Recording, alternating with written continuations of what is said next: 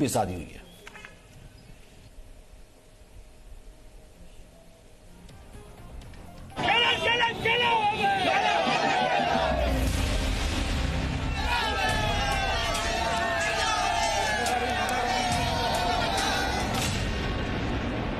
অনেক ধন্যবাদ, অনেক অভিনন্দন।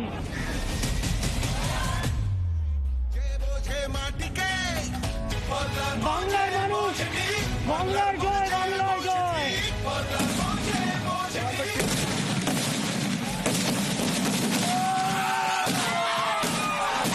बंगाल में ममता बनर्जी की जीत की हैट्रिक के बाद टीएमसी के कार्यकर्ताओं की गुंडागर्दी शुरू हो गई है। हालात ये है कि चुनाव नतीजों के आने के 24 घंटे के भीतर ही बंगाल में भारी हिंसा की कई जगहों से खबरें आई। कई तस्वीरें बेहद डराने वाली हैं।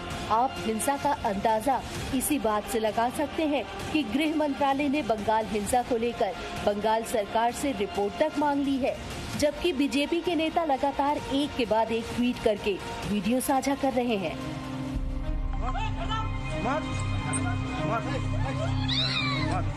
इन तस्वीरों को पश्चिम बंगाल के बीजेपी के महासचिव कैलाश विजयवर्गीय ने ट्वीट किया है।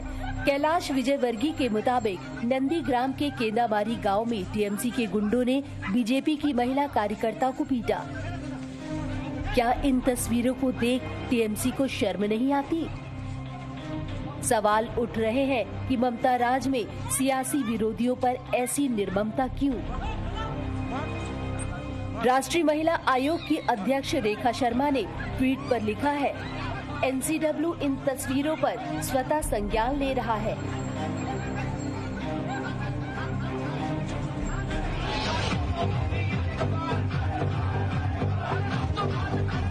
कैलाश विजयवर्गीय ने सोमवार शाम 7:25 पर एक और ट्वीट किया। कैलाश विजयवर्गीय के मुताबिक ये तस्वीरें कोलकाता की हैं। ममता बनर्जी जी की जीत के बाद उनके कार्यकर्ता जश्न मना रहे हैं और बीजेपी कार्यकर्ताओं के घर तोड़ रहे हैं।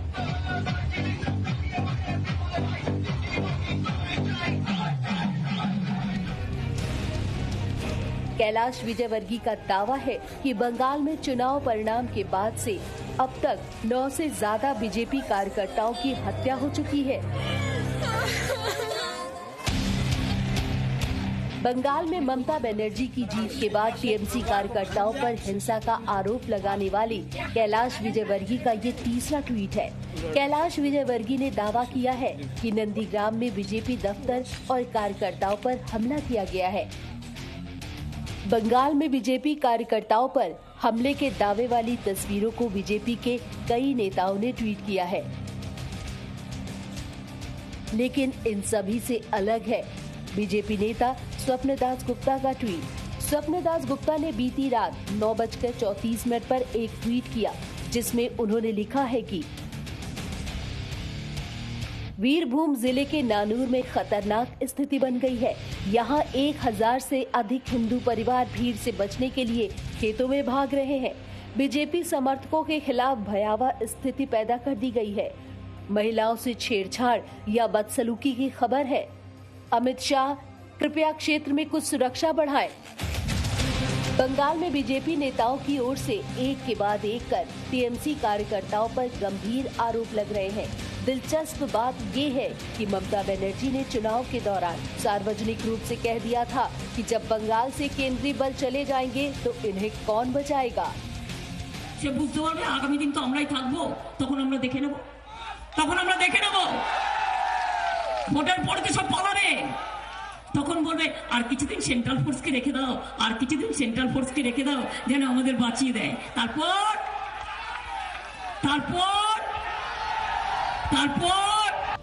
बंगाल में 2 मई को टीएमसी की जीत के साथ ही आगजनी और हिंसा शुरू हो गई। रविवार को बंगाल के आराम बाग के बीजेपी दफ्तर में आग लगा दी गई।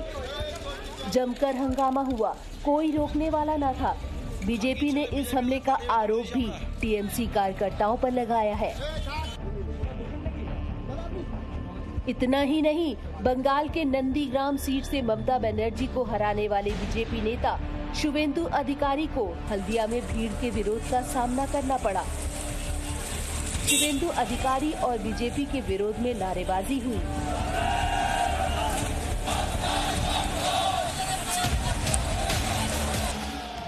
बंगाल में चुनाव परिणाम के बाद हुई हिंसा को लेकर गृह मंत्रालय ने पश्चिम बंगाल सरकार से रिपोर्ट मांगी है। वहीं बीजेपी ने कहा है कि वो 5 मई को बंगाल में हो रही हिंसा के खिलाफ देशव्यापी धरना विरोध और प्रदर्शन करेगी। दूसरा जो हिंसा हो रहा है, हम आज केवल प्रशासन के पास गुहार लगाने के लिए जा रहे हैं कि उनकी तरफ से हिंसा बंद हो। अगर शांत हो जाए ठीक है, नहीं तो कल से हम भी शांतिपूर्वक आंदोलन करने के लिए रास्ता में उतरेंगे। उसके लिए जो भी करना पड़े, धरना देना पड़े, पथ अवरोध करना पड़े, सब करने के लिए हम तैयार हैं, क्योंकि बंगाल में हिंसा नहीं होनी चाहिए। वहीं बीजेपी अध्यक्ष जेपी नड्डा आज बंगाल जा रहे हैं। नड्डा आज से 2 दिनों तक बंगाल में टीएमसी के संरक्षण में चल रही हिंसा का जायजा लेंगे। नड्डा बंगाल में हिंसा से प्रभावित बीजेपी कार्यकर्ताओं और उनके परिवार से मुलाकात करेंगे। बंगाल में हो रही हिंसा पर राज्यपाल ओपी धनखड़ ने ट्वीट किया है। ममता बनर्जी के साथ 1 घंटे से अधिक बातचीत के दौरान मेरा प्राथमिक ध्यान ये था कि सरकार चुनाव के बाद हिंसा, आगजनी, लूट और हत्याओं को रोकने के लिए सभी कदम उठाए। बंगाल में ममता बनर्जी की जीत की कीमत बंगाल बीजेपी चुका रही है। ये आरोप खुद बीजेपी लगा रही है। ऐसे में सवाल ये उठ रहे हैं कि ममता बनर्जी के लिए अमन और शांति का मतलब यही है? क्या एक शक्तिशाली महिला अपने राज में महिलाओं पर ऐसे जुल्म पर खामोश रहेगी? वैसे चुनावी जीत के बाद ममता बनर्जी ने हिंसा के खिलाफ जरूर बोला था, लेकिन लगता है वो केवल एक बयान मात्र था। पूजा मेहता के साथ ब्यूरो रिपोर्ट, जी मीडिया। अब आपको बंगाल चुनाव से जुड़े 10 बड़े अपडेट्स आपको दे देते हैं। सबसे पहले कि चुनाव परिणाम के बाद हिंसा पर गृह मंत्रालय ने रिपोर्ट मांगी है। दूसरा ये, केंद्रीय गृह मंत्रालय ने पश्चिम बंगाल सरकार को कहा है कि वो ये रिपोर्ट जल्द से जल्द केंद्र को सौंपे। वहीं बीजेपी 5 मई को देश भर में शांतिपूर्वक धरना प्रदर्शन करेगी। बंगाल में हो रही हिंसा के खिलाफ बीजेपी का धरना प्रदर्शन है। वहीं आज से बीजेपी अध्यक्ष जेपी नड्डा का 2 दिवसीय बंगाल दौरा शुरू हो रहा है। जेपी नड्डा हिंसा प्रभावित कार्यकर्ताओं के परिवारों से मिलेंगे। महिलाओं के खिलाफ हिंसा पर महिला आयोग ने खुद संज्ञान लिया है। राज्यपाल ने कहा है कि सरकार चुनाव के बाद हिंसा पर रोक लगाए। बंगाल में 24 घंटे के अंदर हिंसा में 10 लोगों की मौत की खबर है और बीजेपी का दावा है कि उसके 9 कार्यकर्ताओं की हत्या कर दी गई है।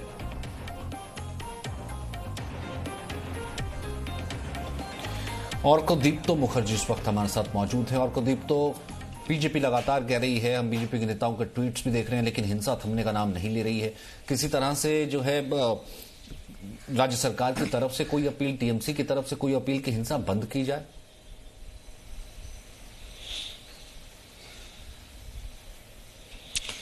देखिए, मैं पहले ये कहना चाहूंगा कि 2 तारीख को जब इलेक्शन का रिजल्ट आया और टीएमसी 200 से ज्यादा सीट लेके जब फिर से सरकार फॉर्म करने वाला है, तो उसके बाद से बंगाल के कई सारे जगह से, जैसे कि आप दिखा रहे थे, अब हम अपने दर्शकों को दिखा रहे थे, कई जगह से बीजेपी सपोर्टर्स के ऊपर अटैक होने का आरोप आ रहा है और बहुत सारे जगह से ऐसा हो रहा है। और इसी कारण 5 तारीख यानी कि कल बीजेपी पूरा बंगाल में कई सारी जगह में धरने में बैठने वाली है। मैं थोड़ा अपडेट में अपने दर्शकों को देना चाहता हूं एग्जैक्टली कहां पे ये सब हो रहा है। देखिए, चोपड़ा में बीजेपी के जो कार्यकर्ता, उनके घर जला दिए गए हैं। फिर फलता में बीजेपी लीडर को अटैक किया गया है। और जो सबसे बड़ी बात है, नंदीग्राम में भी ऐसा हुआ है, दाऊदपुर में ऐसा हुआ है। और जो दिखा रहे थे आपकी हल्दिया में शिवेंदु अधिकारी, जो बीजेपी लीडर नंदीग्राम से ममता बनर्जी को हरा के एमएलए बना है यहाँ से, उनके गाड़ी पर भी अटैक हुआ है। और शीतलकुची एक और एक इम्पोर्टेंट और हॉटस्पॉट है जहां पे इलेक्शन के दिन 4 जाने गए थे, वहां पर भी फिर से एक बीजेपी कार्यकर्ता का जान गया है। उनको एक शार्प वेपन से उनको अटैक किया गया था, फिर उनको हॉस्पिटल लेके जाना पड़ा, फिर वहां पे उनका डेथ हो गया। तो ऐसे खबर और कई जगह से आ रहा है। हावड़ा में बीजेपी के पार्टी ऑफिस जला देने की खबर आ रहा है। तो सिर्फ मर्डर्स या हत्या नहीं, यहाँ पे पार्टी ऑफिस रैंसैक करने का खबर आ रहा है, जला देने का खबर आ रहा है। और तक तो राज्य सरकार को, मशीनरी को, पूरी पुलिस को आ जाना चाहिए था पूरे तरीके से हरकत में, और एक तरीके से धारा 144 तमाम जगह जो है वो लागू कर दी जानी चाहिए थी, या फिर ये माने कि उस चीज का एक्सटेंशन है जो कि चुनाव के प्रचार के दौरान देखने को मिला कि एक बार फोर्सेस चली जाएंगे फिर हम देखते हैं कि आप लोगों का क्या होता है, या जिसने बीजेपी को वोट दिया जो कार्यकर्ता उसको चुन चुन कर निशाना बनाया जा रहा है और जो प्रशासन है और जो सरकार है वो मौन है। देखिए, ऐसा तो कहा गया था, जैसे कि आपने अभी खुद कुछ देर पहले दर्शकों को दिखाया कि ममता बनर्जी भी खुद ऐसे डायरेक्टली ऐसे इस तरह का अटैक होगा या इस तरह का माहौल बनेगा ये तो उन्होंने नहीं कहा था, लेकिन कुछ इस तरह का बताया था कि 2 तारीख के बाद जब सेंट्रल फोर्स चले जाएंगे उसके बाद क्या होगा देखा जाएगा। तो ऐसा एक इनडायरेक्टली उन्होंने कहा था। और लेकिन फिर भी मैं ये नहीं कहूंगा कि वो ऐसे अटैक होगा ये कोई नहीं सोचा था। इसीलिए स्वपन दासगुप्ता जो कि बीजेपी लीडर है, उन्होंने अमित शाह जी को रिक्वेस्ट किया है थ्रू ट्विटर कि वो यहाँ पे सेंट्रल फोर्स भेजे और यहाँ के सिचुएशन को कंट्रोल करे। और इसी सिमिलर सी बात शुभेंदु अधिकारी ने ट्विटर ने कहा है कि जो सिचुएशन है बहुत ही खराब है और इसको इमीडिएटली कंट्रोल करना चाहिए। और बीजेपी के लीडर जो यहाँ पे और एक लीडर है दिलीप घोष, वो भी प्रेस कॉन्फ्रेंस में कहा है कि यहाँ पे बीजेपी कार्यकर्ता के ऊपर इतना अटैक हो रहा है उसको कंट्रोल किया जाए क्योंकि हिंसा बहुत ज्यादा बढ़ गया आफ्टर इलेक्शन रिजल्ट्स। तो ऐसा है। देखिए, जो सिचुएशन अभी है उसको कंट्रोल अगर नहीं किया जाता है तो और वर्स हो सकता है और खराब हो सकता है। और ऑब्वियसली जाहिर सी बात है कि टीएमसी के जो लीडर्स है या सीएम जो है ममता बनर्जी, वो इस बात को ऑब्वियसली जानते हैं और वो इसके ऊपर क्या स्टेप लेते हैं, अगर स्टेप लेना है आज या कल तक लेना है। क्योंकि देखिए, कल वो राज्यपाल के पास जाके ओथ लेंगे और उसके बाद 6 और 7 को बाकी जितने एमएलए है वो ओथ लेंगे। तो उससे पहले अगर ये सिचुएशन कंट्रोल में नहीं आए तो ये बहुत चिंता की बात हो सकता है, मुश्किल बन सकता है टीएमसी के लिए भी। और जैसा आप दिखा रहे थे कि जेपी नड्डा जी आ रहे हैं, वो 2 दिन पश्चिम बंगाल का सफर करेंगे, दौरा करेंगे और जहां पे अटैक हुआ है, जिन कार्यकर्ता के ऊपर अटैक हुआ है उनके घर जाएंगे, जिन कार्यकर्ता को मौत हो गया उनके घर जाएंगे, पूरा सिचुएशन वो देखेंगे और फिर एक रिपोर्ट भी वो सबमिट करेंगे और वो नाराजगी जता चुके हैं। अब बीजेपी जो है वो प्रदर्शन करेगी। कहीं ऐसा तो स्थिति नहीं कहीं आज की गृह मंत्रालय ने रिपोर्ट मांगी है कि सेंट्रल फोर्सेस को फिर भेजना पड़ जाए या फिर सेंटर स्थिति का मुआयना करे?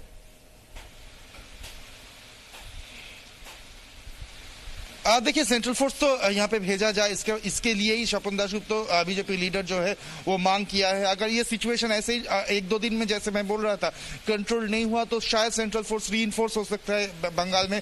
और हर जगह अगर नहीं हो, जहां पे ये अटैक हुआ है, जहां ऐसे हो सकता है उस जगह पे सेंट्रल फोर्स रीइंफोर्स जरूर हो सकता है। लेकिन ये होगा कि नहीं ऑब्वियसली होम मिनिस्ट्री की डिसीजन रहेगा।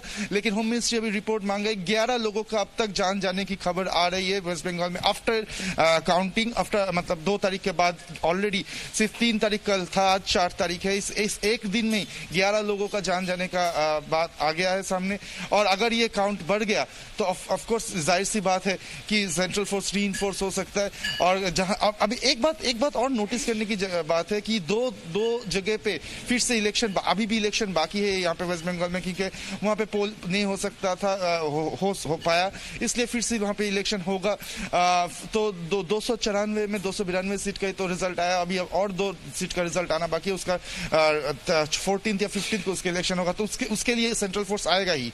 तो उससे पहले भी सेंट्रल फोर्स को भेजा जा सकता है ताकि ये सिचुएशन कंट्रोल किया जा सके। अगर कंट्रोल नहीं किया जाएगा तो ममता बनर्जी के लिए भी ये चिंता की विषय होंगे, क्योंकि कल वो जब ओथ लेने वाले होंगे उसी दौरान उसी वक्त का जो है मैंडेट है वो देख लिया जाएगा। जब इतना बड़ा मैंडेट जनता उनको देती है और वो जाहिर सी बात है बंगाल की जनता काम करने के लिए देती है, जब वो नकार देती है कम से कम भारतीय जनता पार्टी को एक विकल्प के तौर पर, भले भारतीय जनता पार्टी कितनी सीटें आती लेकिन फिर भी कहीं ना कहीं जनता के वर्डिक्ट का भी अगर सम्मान फिलहाल मुख्यमंत्री ना कर पाए और उनके मिनिस्टर्स ना कर पाए और उनके कार्यकर्ता ना कर पाए तो ये सिचुएशन फिर जाहिर सी बात है ग्रिम हो जाती है। बहुत बहुत शुक्रिया आपका मेरे साथ बने रहने के लिए।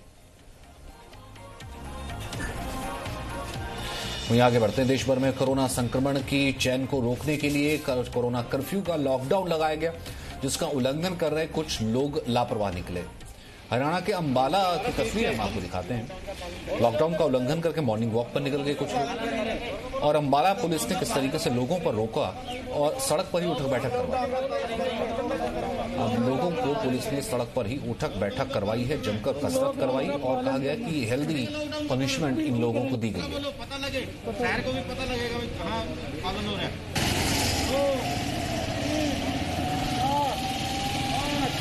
तो ये उन लोगों के लिए सजा थी जो कि लॉकडाउन और कर्फ्यू लगाया गया था, उसके बावजूद सुबह के वक्त नॉर्मल तरीके से निकले, कुछ मास्क के साथ, कुछ बिना मास्क के साथ, लॉकडाउन को तोड़ते हुए और इस कार्रवाई को तोड़ते हुए, इस कर्फ्यू को तोड़ते हुए। उसके बाद पुलिस ने क्या सजा दी, तस्वीर देखिए।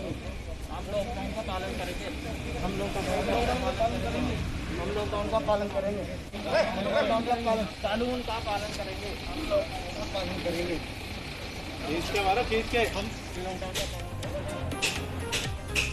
और यार रुकने फिलहाल एक छोटे से ब्रेक के लिए।